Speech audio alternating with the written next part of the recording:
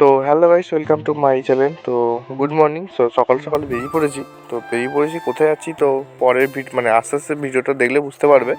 তো এখন আছি নতুন রাস্তা মোড়ে, যেটা বাগনানের দিকে চলে আসে, আর একটা হচ্ছে আমরা আমতা কদরার মোড়ের দিকেই যাব।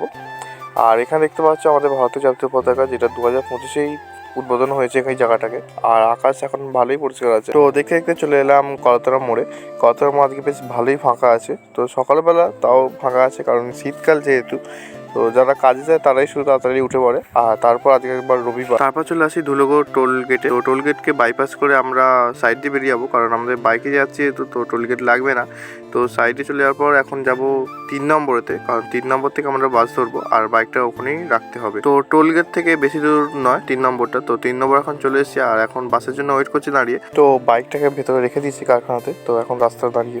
তো আজকে আসছি চন্দননগরের নিউ দীঘা বলে একটা জায়গা আছে, সেখানে ফিস্টে আছে। তো সেখানে হচ্ছে এখন হাই রোডের কাছে দাঁড়িয়ে আছি।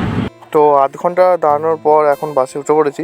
তো ছোটো ভাইদের সঙ্গেই যাচ্ছি, আর যেতে প্রায় 2 ঘন্টার মতো টাইম নিয়ে নেবে। তো তোমরা এখন বাইরের ভিউ এনজয় করো। সেই হচ্ছে